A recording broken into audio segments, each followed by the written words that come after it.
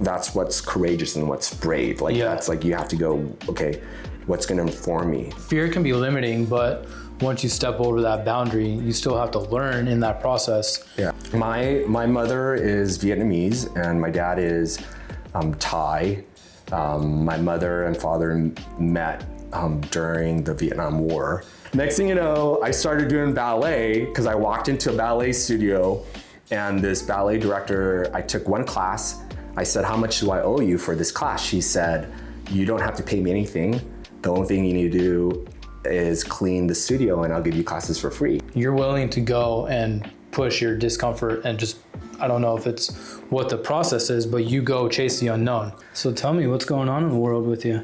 You know, just working and gearing up for the summer, you know. Yeah, you were telling me off camera. What's going on in the summer? Yeah, Boy Scouts. I run a scout camp, and I think I've been doing it since 1991. So, yeah? What's the scout camp all about? We are a Boy Scout troop in Sacramento, and you know, our troop is 88 years old, and we own like our own summer camp. We own like a facility up in the mountains, and we've been part of this camp since 1968. Yeah.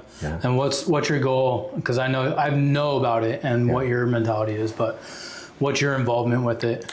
My involvement at this point right now is just making sure that the program is alive and it's still running, and the community needs it. Yeah. Where our troop is based out of, we're in like a low income neighborhood in the Del Paso Heights area in Sacramento. And so you guys have a community goal to bring people that don't have access to a lot of means together and create a space where they have a week to go outdoors, right? Yeah. Week to go outdoors and teaching kids about, you know, introducing them to things that they would never be able to experience in their life, and you know.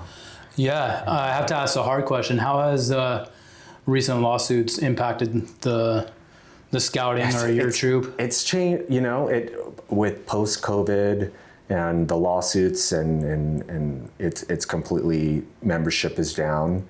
But the program has existed for over 100 years. Yeah.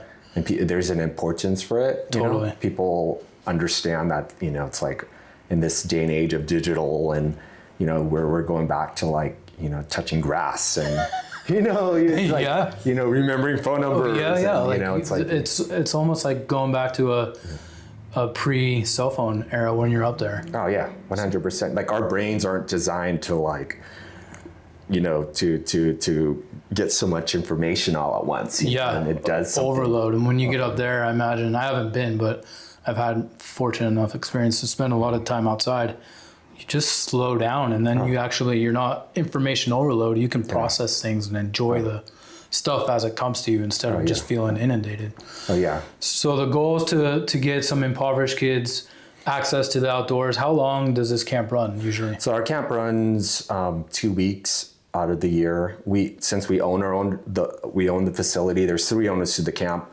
We have to open up the camp and close the camp, and you know, it's crazy. It's just fun. And you've been doing it since 91? I've been going up since 1991, and in 1999 I got my Eagle Scout, and I just stayed involved on the summer camp end because I moved to LA, and I just went up to summer camp every year for 2 weeks, and then eventually leadership changed, and I just slowly but surely just took over. Yeah. You know, yeah. So what's your role up there now? My role up there, I'm the program director, so anything that has to do with the program goes through me. Yeah. Which means like if the kids, they wait from when the moment they wake up in the morning to when they go to bed, they're mine. You're scripting their day for. It's so funny. They're probably like, oh, Matt's making us do activities again. No, I keep it really fun. That's the thing is I go, what do you want to do? And then you got to kind of encourage them, and you got to, you know, kids are funny. You know, they're resistant. They're also very,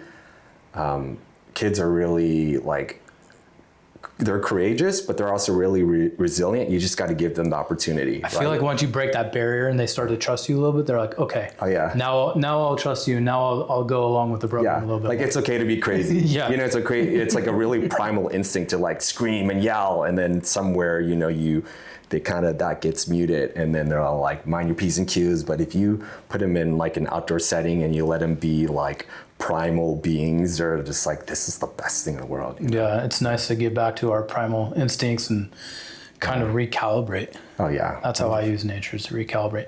Yeah. So we kind of started off with this topic.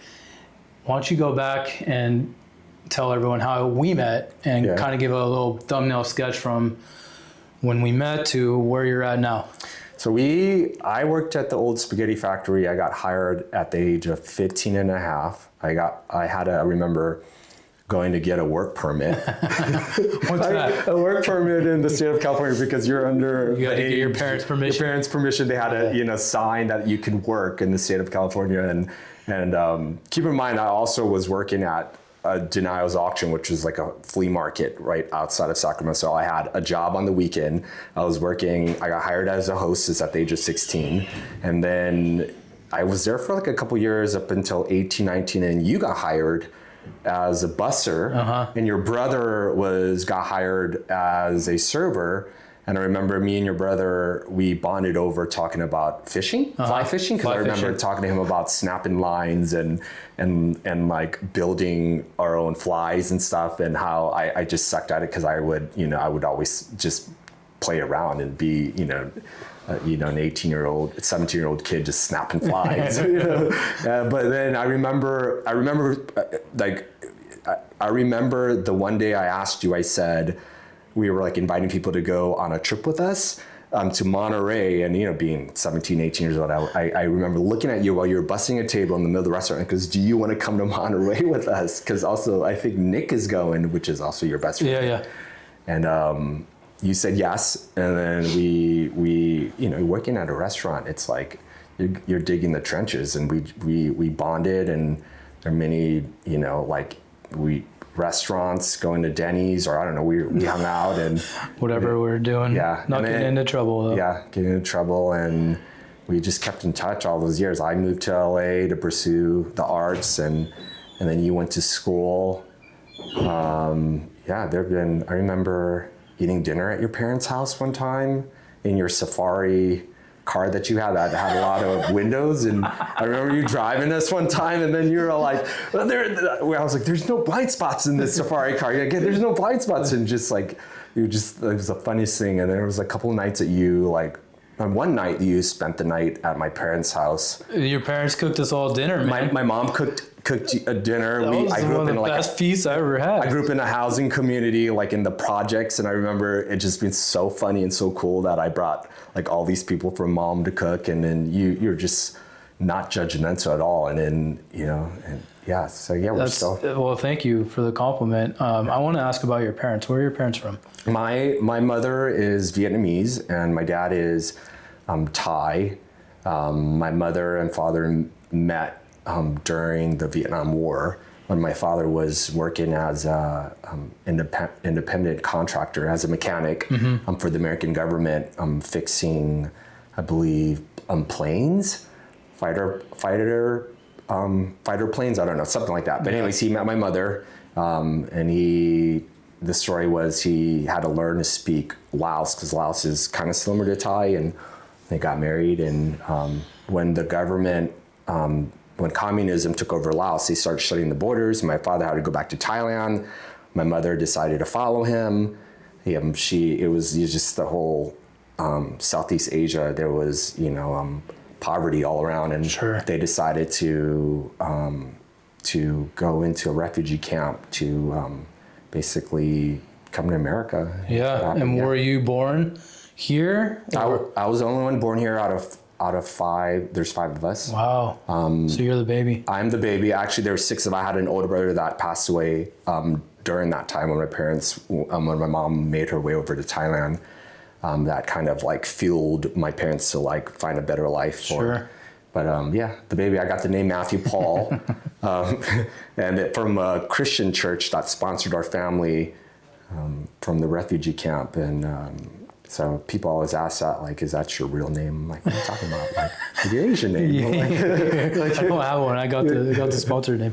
What was the transition like for them coming from Southeast Asia to, I assume they came to Sacramento first? I think it's always been, they were open to a lot of things. My mother celebrated Christmas and Easter and Halloween and all the American traditions, and they also went to church, and we also went to the Buddhist temple. It was interesting, you know. You got a whole nice little gamut of all the festivities and religious holidays and whatnot. That's cool. 100%. I love it. And people, I grew up, because I grew up in the projects and there was a lot of like refugees. I remember being one of the few families that like celebrated Christmas and bought gifts and went and got a Christmas tree. Yeah.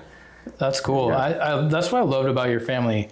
They were just so opening, and just your mom cooking us a full meal. I think the meal took up the whole of this table. I still remember that. We were sitting on the ground. Yeah, we were sitting on the ground. That was one of the best meals I ever had. Yeah. And that was my first exposure to Southeast Asian food. And I'm going to jump ahead a little bit, but I remember I went to Vietnam and I came back and you're like, hey, I'm going to Southeast Asia. I have a Google pin and I'm going to go try and find my parents' house. And I was like, how are you going to do that? And then you just took off. Tell us about that story. So I went when I was 16, which was, it was a horrible experience because it was like first time my parents had gone back since coming to America, like in the late 70s. And there was a lot of unfinished business, and, you know, they just left. And so I was fortunate to see like my grandparents still being alive, but it was a horrible experience, and I never went back after that. And I decided to go back because I needed to go back with a different set of eyes and perspective. Yeah, like redemption almost. Yes, 100%. And there was a lot of anxiety, and there was a lot of feelings about, you know, the questions of who am I? Like, what am I? Where did I come from? Why, you know, what is my genetic makeup? And I remember walking and finding and asking the questions like, who were my great grandparents? Who were my aunts and who were my uncles? And going into Vietnam and also going into Laos. And it's just crazy because I realized a lot of things. My mother had lost so many siblings because, you know, growing up in a third world country and you know, they didn't have access to healthcare, and her siblings would just die. Like they'd get sick and they would die the next day. And all the stories that my mother would tell me, you know, you just kind of, you listen. There's stories until you go there and you go there and you see the tombstones and you're like, oh, like my aunt is saying like, this person, that was your, you know, that was a sibling, that was a sibling, that was a sibling. You're like, oh, there, you know. And I found cousins that I had a cousin in the capital of Laos that I remember going to their house when I was 16, and I tried going back to find the house, and there was like new builds and the roads were paved, and I remember going to the vicinity, and I speak very it's conversational like Thai and Laos and Vietnamese, like I understand it more than I speak it. And I remember going to like a street corner and just asking in my native tongue, like, excuse me, I'm looking for a cousin by the name of, and I did that for one day straight, and people are like, you're nuts, who are you? and then the next day, believe it or not, like I had no address. I just knew that this cousin lived by this temple, and I couldn't get a hold of anyone from that immediate family.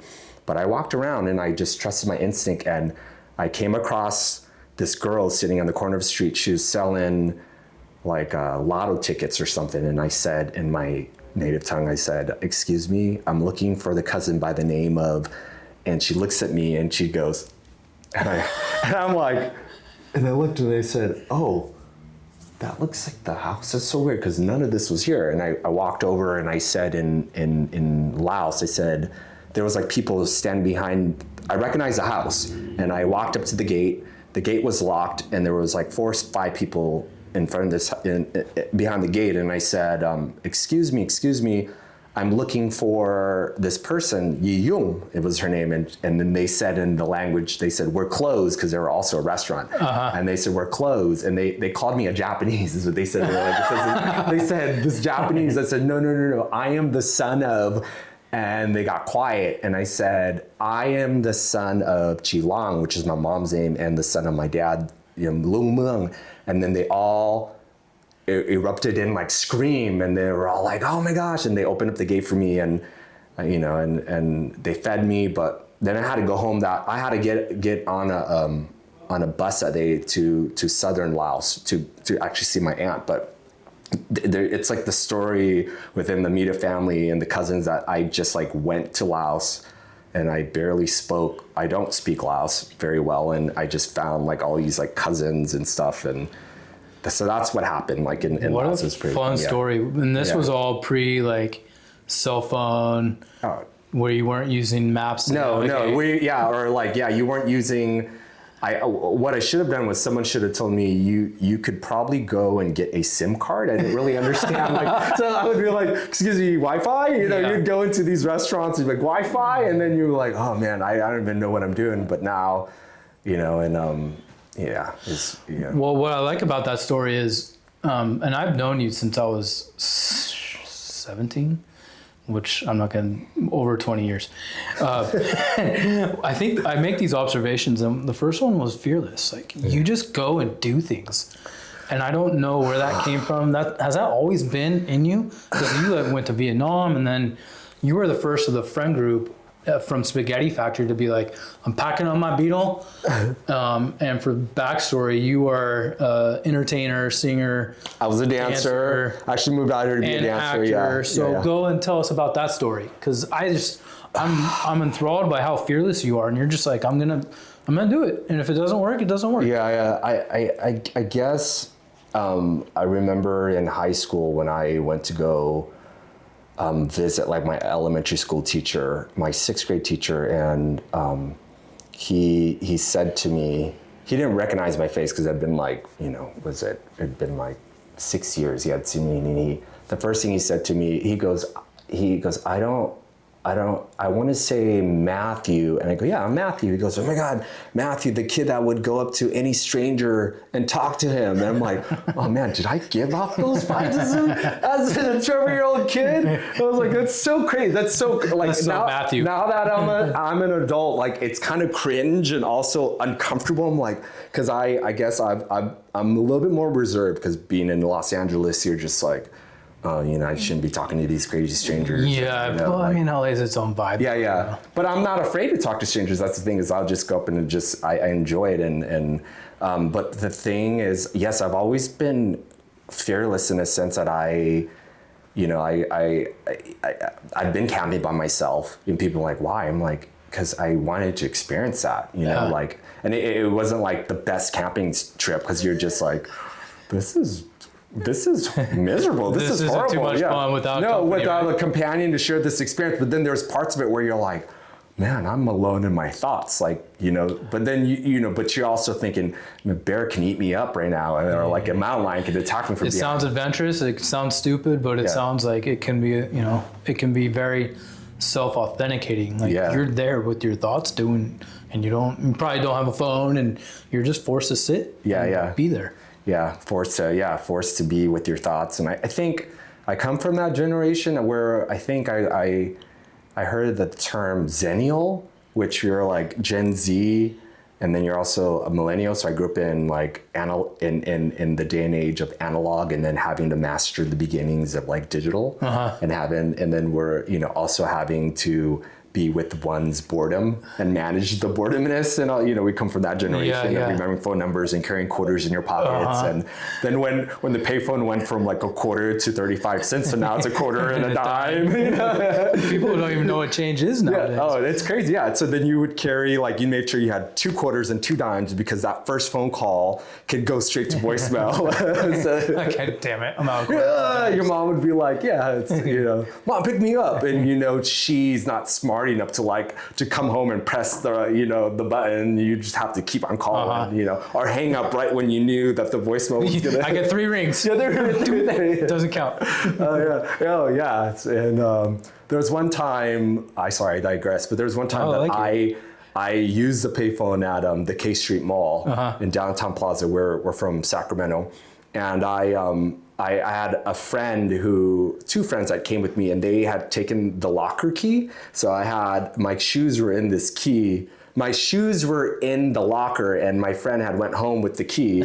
So I had these ice skates on, and I had to use the payphone. I remember being like, I have 2 quarters, and I had to call a neighbor who had to come and pick me up. I had to take my ice skates off and walk barefooted, during the winter time. The inconvenience we had to go through, right? Oh yeah. Compared to nowadays. Oh yeah. Just funny. the crazy, Yellow Pages and maps and all that stuff, and going back to Boy Scouts and all that.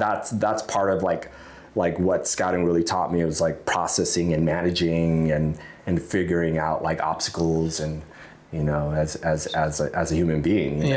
Problem solving. So how did you become involved in the dancing and the acting and the entertaining? Was that nurtured from a young age, and how did that transpire in Los Angeles? Did not nurture at all. I remember my mother. There was 5 of us, and she was very fearful.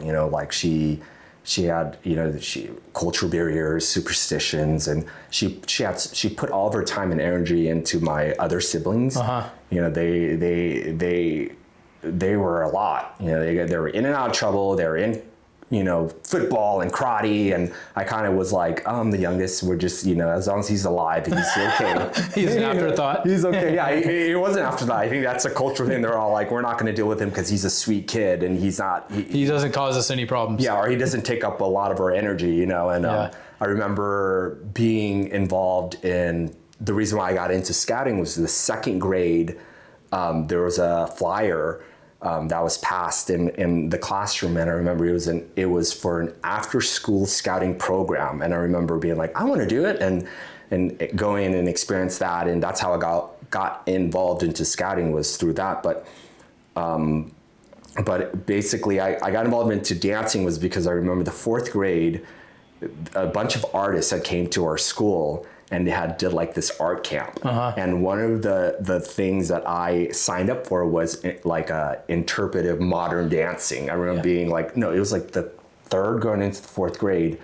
And I remember running across the stage in our elementary school and acting like an elephant, a giraffe. And they're okay, now be a tiger. And they're running, and I'm being I want this. I want to do this. I want to move. Yeah.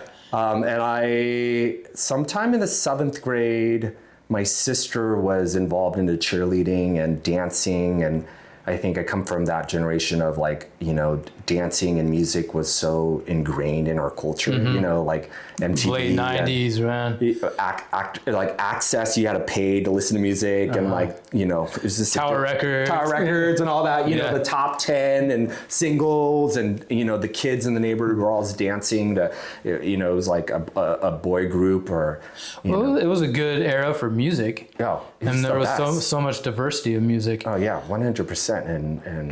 But I got involved into dancing, I would say sophomore in high school. I did a little bit of hip hop, and I just got good. I just loved it so much. And eventually I would say 18, 19 years old, I remember I started doing, because I also wanted to sing. I didn't necessarily want to be a singer. I just wanted to be a good singer. I was okay, let me take this singing workshop at this studio.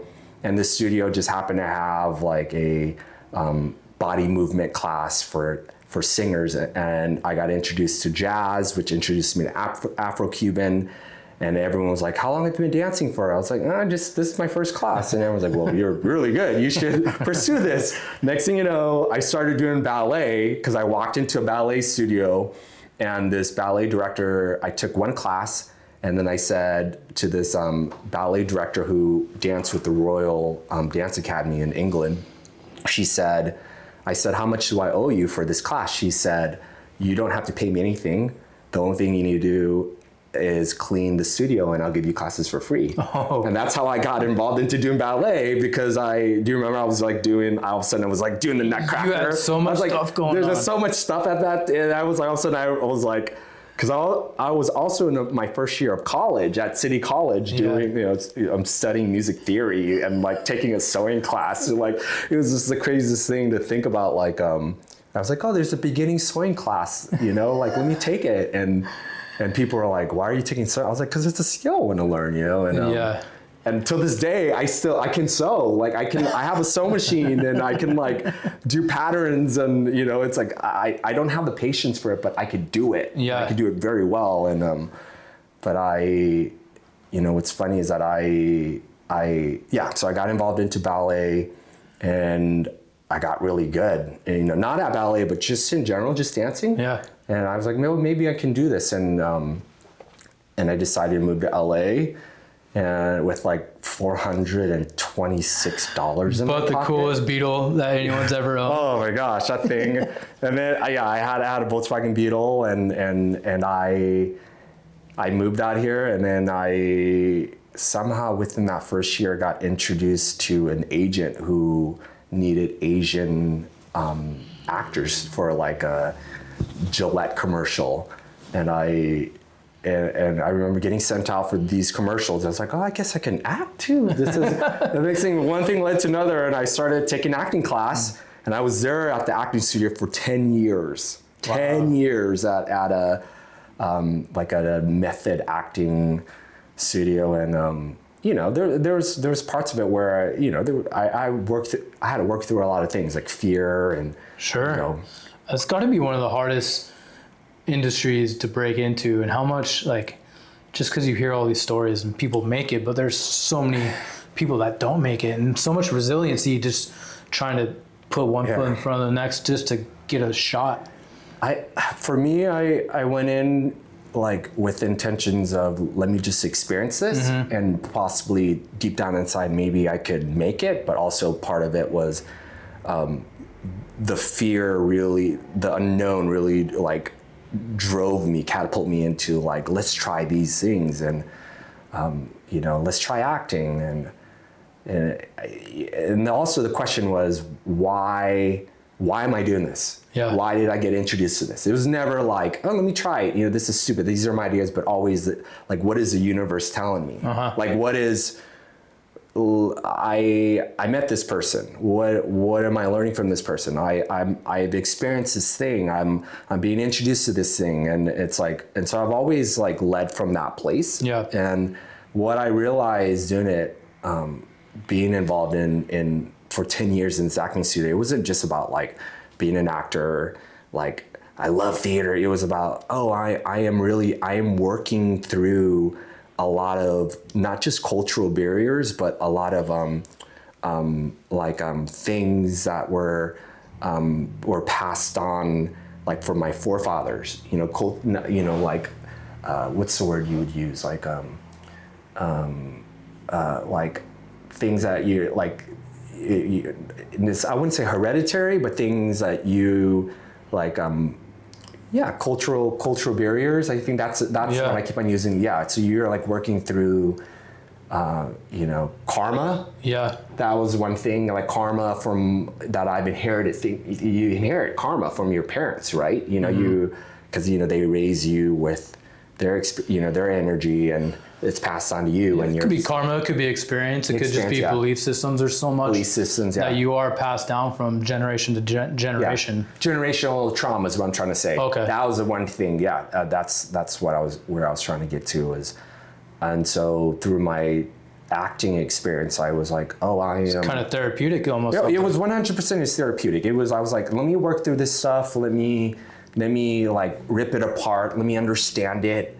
Deconstruct and then reconstruct. Yeah, right? Yeah, 100%. And I think a big part of that is I lead from that place and what I can give back to like also to the scouts and to the kids and to my nephews and. Yeah, well, I think there's one or a few common threads throughout this conversation so far. One is the unknown. you're willing to go and push your discomfort and just, I don't know if it's what the process is, but you go chase the unknown. Yeah. And you will do that to overcome fear. And I want to ask if that's something that was innate to you. But the second commonality I'm seeing is the way you live with intention and not for reward. Like a lot of people go into something like, what am I going to get from this? Be it financial, personal, you're going in, what can I learn from this? And I'm doing this because I want to do this to figure out who I am. Yeah. I want to be joyful. So going back to the fear, is that, I mean, we kind of talked on it. You kind of had this approach as a little kid, but for people who don't have that, what are some steps that they can incorporate to try and overcome some things that are setting them back from attempting new things or new events or new experiences? I think for me, it's like, I'm not always fearless all the time. I'm very sensitive. So if I'm going to try something new, even like getting dressed and stepping out into the world and going to Trader Joe's, something as simple as that, you're like, my therapist used to say, you need the right amount of anxiety to function. And when you have too much anxiety, you're out of your mind. And enough. And my acting teacher used to say, when you're not nervous anymore, then the scene's gonna be really bad. Like she just knew, like you needed enough. When you come in confident and you're like, I got this, it's the worst, like acting. The result is the worst. It's the worst, yeah. And for me, about the fear is that because it's a feeling, right? And you gotta ask yourself, like, is this made up? Where does this come from? Why is my mechanism is fight or flight? It's something, did I inherit it? Did I learn it? And it's like, did I just make it up? Yeah. Are you married to those feelings? So for me, I realize, I guess because it's part of coming from like a family of 5 is I need to get things, in order for me to get things done, I need to do it myself. Sure. If that makes any sense, right? I can't rely on this sibling or my mother who's like preoccupied with this, this thing. And the thing with like you got to feel, you hear, there's a book that says there's a book that's titled Feel the Fear and Do It Anyways. I think it's just so cheesy. Like you're like, feel the fear. But if you just... The messaging is probably better than the title. Yeah, 100%. But it's like one of those things that if you're going to do something new, you're going to run on a certain amount of anxiety and fear. I think that's just such a natural, and you just got to just try it. Yeah. And then when you try it, you really have to work through what happens. I think that is like, that's what's courageous and what's brave. That's like, you have to go, okay, what's going to inform me? What are those feelings? When those feelings happen, how is it going to inform me? Sure. Does that make any sense? Yeah, totally. It's like fear can be limiting, but once you step over that boundary, you still have to learn in that process. Yeah. And that experience can inform you of what you were either missing or what you need to do better next time. Yeah. So it's like one foot, next foot, and it can be a process. 100%. It's like they always say, like, showing up is half the battle. Yeah. It's like when you just gotta, when they said just try it, it's easier said than done, but totally, like just show up, uh-huh. And getting dressed and once you show up and you might not be like at your 100%, but at least like you did it. Yep. And like those small incremental steps. Yeah. It can be progress or change starts with small incremental steps instead of one gigantic change. And then it's like little things. And then you start seeing actual growth or whatever it may be. Yeah. 100%. Yeah. I love that, man. So to kind of book in this part of the conversation, where is the acting? What are we doing now? The acting, Did you retire? I didn't retire. I needed to take a break. I got married.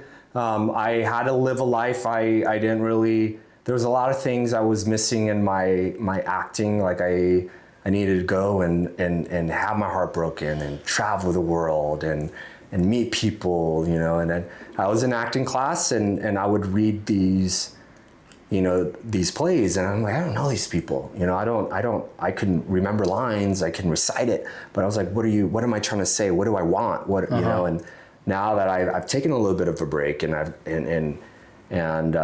lived a life, I'm like, okay, I miss it. I'm going to come back to it. Now's the time to do it. Obviously, COVID happened and, setback, right? Yeah, setback. And, also a big part of it too was I just had excuse my language, a shitty agent, That sounds like there's a lot of those in this industry. Yeah, mine unfortunately was stealing money from me. Oh, wow. Yeah, it was like a whole thing, and like there was a Deadline article written about him, and I just instinctually I knew there was something wrong, and but it was part of that, but I miss it. I'm gonna get back to it. I just need to like make it happen again. Yeah, and that's kind of, I think that's the industry, is you just got to keep at it. And it's such a fickle industry, it seems. Yeah. But those people, and I have another thing, you're a worker. You are a grinder, and a lot of people, like, you just got to grind. You got to keep showing up, and even if you don't make it big, at some point there's going to be some modicum of success, or if there's not, at least you can say, hey, shit, I gave it my all. Yeah. No, 100%. Man, even with the scouting thing, and we were just talking before that, like the nonprofit, and in the beginning, like having this idea about like, I'm going to form this nonprofit to help kids. And it was just an idea, but going through the process of like forming the 501c3, oh man, that's like a whole thing, And I There's remember a lot of layers to that that you don't even know. Man, and I, it was like one of those things again. I jumped into the deep end. I'm like, well, let's figure it out. Let's like, what do I need to do? I got to swim in this paperwork. Yeah, well, there was so much so much. Oh yeah. So yeah, I would say, yeah, it's like, you just got to do it, Yeah, I like that. It's you are always the one that was willing to try. You were fearless, but you were also like you were so giving. It wasn't just like, that was where I was going. You don't tackle things out of what can I get. You tackle things of what can I give. You come from a different heart. I think a lot of us, like, I became a lawyer to help people out, but also to make a living. You're not looking at this from financial gain. You're looking about what can I gain from life and what can I give back to the world. It's such a unique skill set, or it's such a unique perspective a lot of people don't have. So talk to me about where your heart, like you have the biggest heart. Where did that come from? Where was it nurtured? Was it? Tell me a little definitely bit about that. My mother, because her love language is to give, nurture, and I'm such a giver. And, that's the thing, is like there was a period where I don't tell a lot of people, but when I worked at the restaurant down the street here, I used to collect the leftover food. I used to stop and give it to this homeless guy living at the bus stop off of Largemont. I wouldn't tell no one about it, but those are the little things that I do. I don't think like. It makes me feel good, and you're not doing it for a pat on the back. No, not at all. Almost anonymously. And someone reminded me the other day that there was an experience that I had at Sushi Mac over here off of Franklin, that I walked out. I was with this girl named Rebecca, and I walked out with her, and there's a homeless guy, shirtless, and she reminded me recently. She said, do you remember that guy that I walked out, he had no shirt on. I walked up to him, just walked right up to him. I says, hey, where's your shirt at? And he just looked at me smoking a cigarette, and I took off my jacket. I had like a polo jacket, and I just gave it to him, and he just starts crying. And I went back into the restaurant because we were waiting for a friend. And when we came back out, because I said, oh, I have a pair of shoes to give him in my car, because I have my Be Prepared Boy Scout stuff that I don't even use. He just disappeared. He wasn't around. And this girl that I was with, this coworker, said, I swear to God, I think that he was a ghost. And I was like, no, he's probably some homeless guy that was like strung out. But there's those little things that sometimes people will like remember me, that I'm like such a giving person. that You don't even remember these stories, do you? No, I don't. I've witnessed so many of them, and we're just like, where'd the food go? And you're like, oh, I gave it back, like we would just be hanging out and be like, our leftovers are gone. But we always went to a good place. Yeah. It was so neat to see someone who, it was so second nature that someone will tell you these stories and you're like, oh yeah. Yeah. And you're like, okay. I know I got it from my mother because she said the other day, she made a comment, because she feeds like people in her neighborhood, and she said, of course she does. And she said, I had a conversation because I check her on the blink camera at the house and just to make sure she's okay. And she had a neighbor coming in asking for an orange, and I started laughing and go, Mom, my mom said I gave her the apple, but she wanted the orange. And then my mom said something like, it's funny that that's what she wanted. And like she's a human being with feelings, and she's a soul. She said something like that. And I'm just like, oh, my mom is the most compassionate person that you would ever, and the way she said it, I was like, oh, I really do get that from her. It sounds so philosophical. Yeah. The reality is, you always hear you're going to die anyways, and none of this stuff is, you're going to take it with you, and I grew up poor and I didn't have a lot of things. I mean, we had things, but we weren't like really rich. And I always think to myself, like, it just if I come into money and I come into lavish things, it's not going to change me. I'm just going to give it away anyways. Yeah. That was the other observation I had was you're so joyful. And I've met a lot of people, and we live in a culture of accumulation, and, work harder, you get more, and the benefits will come. But you have always been true to, I might get something, I'll enjoy it, but I'm also just going to be joyful with what I have. I remember going to your apartment, I think by the Beverly Center, and I was like, you had a bed, like one pan, you're like, all my needs are met. Oh, and I was like, I don't know, man, you might want to, can I help you out? And you were just so happy. You're like, no, man, I'm living the dream. My sister makes fun of me till this day. She said, I remember her walking into my studio when I first moved out here, and I had a to-go tin from P.F. Chang's, and I had just washing it and using it as my plate, because I was like, oh, it's just me, and I don't have to do dishes, and I just remember being like, this is mine. This is all I have. I have a roof. I can walk to work. I can eat. And I just being so happy. I wake up like that, even though it's like there's some days I'm like, oh, my body, and I got to go to work. But for the most part, I'm like, oh, I am like, what am I going to do to make me like feel good? What do you attribute that to? Just having that constant, I won't say it's constant, because I know you're human and you're not like this, you're not a robot who's always happy, but you always do have a good mindset, or you try to cultivate a mindset. How do you actively do that? I realize something. It's the one thing that I attribute it to is feeding the inner child, feeding him the artist's inner child. That's the number one key I realized. Like, if you, like the whole sewing thing we were talking about earlier, I've been in this whole thing about sewing these merch for the Scouts. And I lead, after completing like a small menial task of like sewing like D-ring tabs for this like tote bag, I'm like, I'm in such a good mood. Like, this is your cup's full. Oh, 100%. It's like, it's like coloring. It's like we forget that as adults, like that, the play, how important that is, It's like, if kids understand that, if animals, birds, dogs, like, where do we, in our mind, did we turn that off? Where do we lose it? We lose it, yeah. It's okay to be playful and have fun and go outside and do shit we used to do without even thinking about it. Oh, yeah. And some people understand it more than others. And the ones that do understand it, that are constantly doing it, they're just so happy. That's the thing, is like, it's so hard, because it's also like the prioritization of what we need to do. And it's like a checklist throughout the day. And it's like, have fun, play, never enters that agenda. And then when you do accomplish that, it's like, oh my gosh, I feel so rewarded. Why don't I have 30 minutes just to go out and run around the grass or sit here and stare at the scene? I don't know. It's just whatever gets you going, I think is pretty cool. And I always noticed that about you. You just were so happy and joyful, and it wasn't about what you had. It was just so innate to you. And I just never asked you about that. So thanks for sharing, man.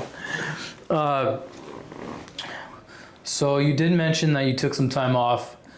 What's the next 5 years look like for Matthew Chounlamontry? I finally got your name right. I did. There you got it right. Yeah. It's only taken me 26 years. Hey, it's if you just start with the first couple letters, it's really phonetic once you learn how to spell it. Yeah. Well, the thing is, there's a lot of energy reading, so you're just like, he's gonna go. I know he's talking about me. And what's the next 5 years looking like? Well, I think for me, it's like anything that's working in the arts, and whether it's, starting my own company or, starting anything, that I realize that, and being out in the outdoors and not being so stressed. Yeah. That's my key is it's weird as we've entered our 40s, how my mindset has definitely shifted into what can I shed or streamline to try and become less stressed. I mean, a certain amount of stress is good, but shedding down, and because I don't have the energy I used to have. Yeah. I have the responsibilities you have. You're like, man, do I need all these responsibilities? So it's interesting to try and say no to some things, and it's like addition by subtraction. Yeah. So that's kind of my tangent. Yeah. I like that though. I love it. Yeah. I wanted to ask you about this because I forgot to ask you. Working as a creative now in LA, talk to me about that. It's got to be tough with all this stuff going to like Georgia, Texas, Carolinas, Canada. I think it's like one of those things, and unfortunately it's money, right? So if this project is going to save money on all these tax breaks, and they don't have all these strict rules and guidelines like California, of course it's like they're gonna go where they're gonna make it for the cheapest. But it's I think what's happening right now with the state of not just the economy, it's something's got to give, right? So it's got to kind of implode, and this whole city, it's like if there's no projects, there's no movies, or it's not just the movies, it's music, if no projects are being made in Los Angeles, it affects everyone. Yeah, total ripple effect. Yeah, restaurant workers, from craft services to people that are doing art, production design, all that stuff. It's hairstylists and. I feel like there's kind of a rebound a little bit. I know Newsom tried to get some incentives back, but like the show, like The Pit, was filmed in Burbank. I feel like there's always going to be some segment that is here. I just don't know to what extent, because I'm definitely not in the space. But I feel like there's so much history here, and there's so many people that are innovative, and there's going to be a rebound. Maybe not to the levels of when Hollywood was at its epitome, but or its top. But I feel like there's opportunity when there's down waves. Yeah, 100%. With what's happening with TikTok, and people are getting cast because of their following and all that stuff. All of a sudden I have like actor friends that are on social media trying to gain followers, and I'm like, oh, this is a whole world. Whole new frontier, huh? Yeah. How long has social media helped people get role? Is it a recent phenomenon? No, I think it's one of those things I think they realize, because it's like they have a following, and there's a market, and people are, they're going to cast people because they have over 1 million followers. But it's also like good for those creators and taking the power to promote themselves and not having to rely on people to get your name out and distribute, because I feel like once you had an agent, you were kind of at their whim. You could do a little bit, but now social media has given everyone like a voice and a platform, and it may not all be good, but there is a lot of people that are empowered by it. Yeah, and it's not just social media that's also has changed. It's the way people are getting cast, for parts and how projects are, streaming service and all that stuff. It's a whole. It's totally piece, adapting and evolving, huh? Yeah, like people you're doing online, like auditions at home now. You don't have to go, learn, go to like a casting agency, and it's like a whole thing. It's almost like the hazing's gone off. Like I feel like going to the casting agency would be like college hazing almost. Like you're just going to get dressed down and people are going to yell at you, and you're walking by the same 10 people you've seen for the last 2 years in the same room, reading the same lines. So what a different experience. Yeah, it's just it's the whole industry in film and everything, how it's even going to go watch a movie in the theaters, it's changed. I can't. What's the last movie you saw in the theater? I just watched yesterday, Hail Mary, I believe that's with what's his name? I forgot his name. Anyways, I watched it. It was so good. It was good because it was like an homage to like the 80s and the storyline and it was, the writing was great, and it had me hooked, and the cinematography was great, and there was moments where I was like crying, and it was poetic, and there was moments it was really cheesy, and I was like, You went through all the pendulum of emotions. Yeah, I went to the Alamo. I think it's called Draft House. You ever been there? No, I haven't. You can like order like food and drinks. Oh, cool. Through like an app, and where's this at? There's one in downtown. I know there's probably other ones in Los Angeles. I live near downtown. I've never even heard of it. Yeah. It's where that Uniqlo is at. It's like in that area. I'll have to check it out. Yeah. I can't even tell you the last movie I saw in the theater. I'm not even gonna try. It's been so long.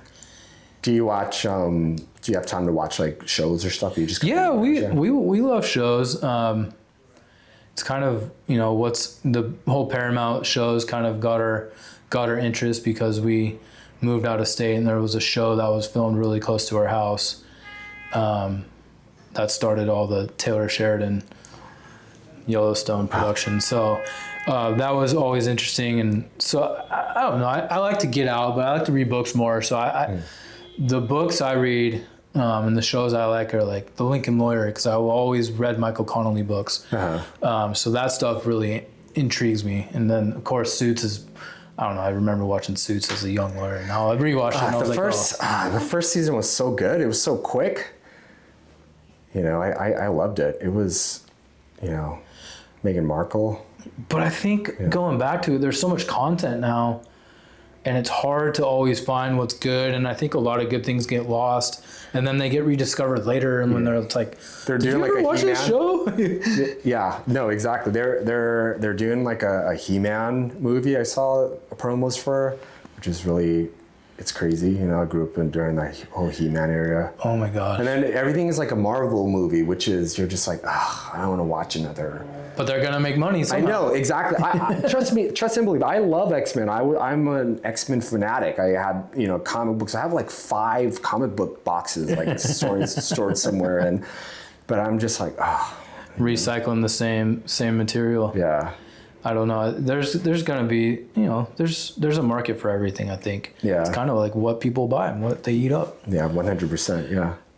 So I do this podcast to reconnect with friends and to talk to people who've found success, whether it be personally, financially, professionally. What do you think for you as someone who's been able to transition so many facets of life, what are some keys to you being able to do that and find joy and find success and find fulfillment doing what you've done for the last 25 years?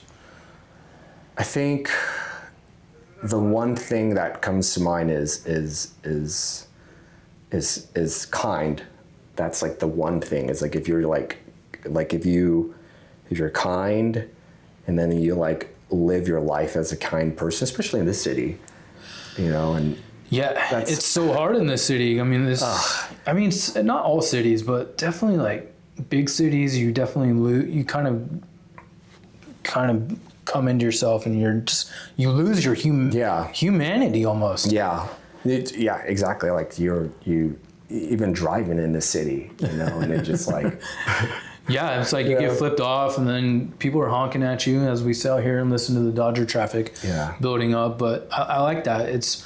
My friend used to say it a little more crassly. It's like, just don't be a dick. Yeah.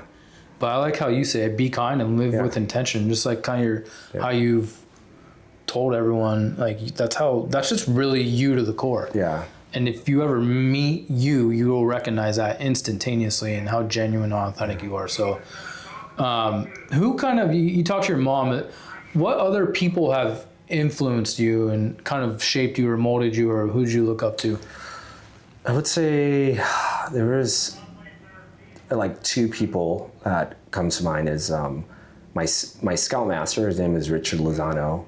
He, everything, like his character qualities and who he is as a person, not just about the scouting thing, but just like how he treats people. Mm-hmm. I remember from a very young age, one of the scouts forgot his jacket, and my scoutmaster just like gave him his jacket. I just remember being like 11 years old, being like, that kid should have brought his jacket. And then, this adult is giving him his jacket to this kid, and he didn't think twice about it. But, he's influenced me in just the way he talks to people, he talks to kids, and always helping. And I think that's definitely, it just wasn't just about like being in scouting and the morals and the teachings of scouting. It was just like being with another human being who is this energy and this entity that is like treating other people. You see that, you're like, you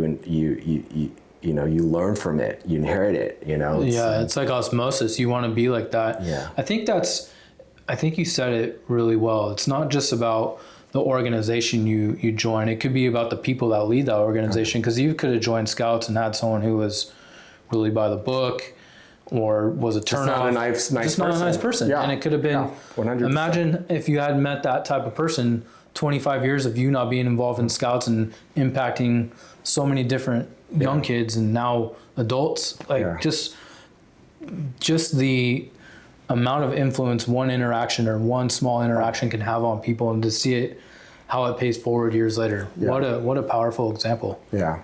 That's it.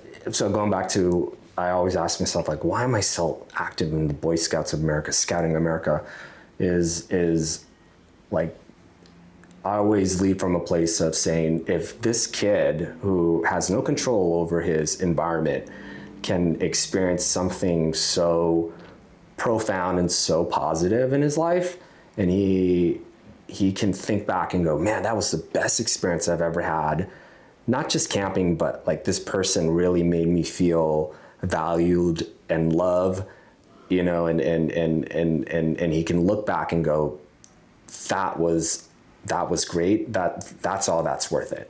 Totally. I don't have any control over, what's going to happen after he leaves scouting and how he lives his life and what he believes in, but at least I know that he can look back at this moment in time and in this program and go, that was great. It's like our teachers and people in your life that comes in your life, like, us, why we're friends and our experience and stuff like that, So a moment in time can impact so many people, or one person, and that person can take that and just remember it for their life. Yeah. It's truly remarkable, like, to see friendships maintained, relationships developed, and who I've interviewed a lot of people and who they can automatically recall, like, this point in time, this person in time. Right. And it's like, wow, and it's truly goes to show that each individual might say, well, how can I change whatever? Just be one interaction at a time, being nice. There are not going to be always tangible changes, because you might not see it 20 years down the road, but at the same time, those little interactions are going to have a difference in people's lives. Yeah. And being able to give back and serve and do it so selflessly. I know you probably have that pull, like, I don't want to do it this year. It's such a time and energy drain, but once you get up there, you're in it. Oh, yeah. Until it's to the point where you can't do it, I imagine. Yeah. I want to ask you this question. What happened to that bug? I always love that car, man. Please tell me you still have it. No, my Volkswagen Beetle is sitting in front of my brother's garage. I think he pulled it in. You're going to have to send me a picture. Yeah, I'm going to send it to you. It's still, the engine, obviously, I need to replace the engine, and it needs a whole, the body probably has like, rust damage, but for the most part, I still have it. Is it still silver? It's still silver. What was its nickname? I forgot. Silver Beetle? We called it, I think maybe we called it the Gray Booger. I don't know. That's funny. I remember we'd all pile in there and be like, oh man. it started, let's go. Do you remember my odometer would, the faster I went, it spun in a circle, and the faster it spun in a circle. You're like, we're going faster. We just hit 25. And my dad had he put like the heat gauge on like a cardboard. Do you remember that? It was so rigged. It was like the two gauges were on the cardboard. Hey man, it was so much. Yeah. It was fun though. Oh yeah, it was fun. It's back when like you had so little and you're just so happy to have something like when you're a teenager, Yeah. How cool. Yeah, when we were like 17, 18, we didn't have much. We just had each other, and slinging spaghetti and just doing the grind. Yeah. So that's another good question. I always have this with people I talk to. What was the importance of, one, working young, and two, the importance of working at a restaurant? Oh man, working young, what it really taught me was, it taught me that if you need to like make money and provide for yourself, like you need to do it yourself. You can't depend on other people to do it.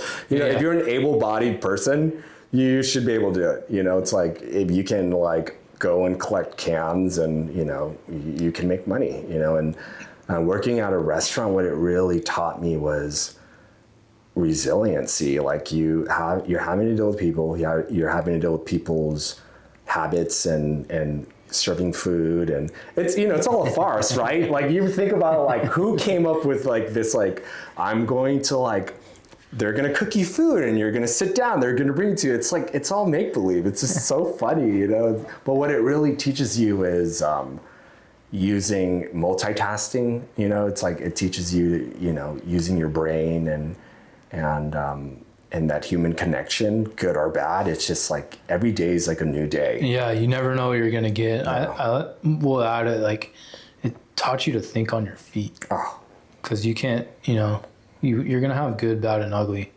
when you have customers. Oh yeah. And trying to navigate that as a younger human is like, oh wow, you learn. You're like so shocked, and then it's over and it's on to the next. Yeah, on to the next. Yeah.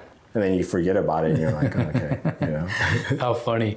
5 dinner guests that you wish you could have at your dinner table, past, present, or not yet formed? Past, present, but not yet formed. It would probably be past would probably be the person who gave the summer camp to the Scouts. His name was Harry B. Ogle. And he was part of scouting.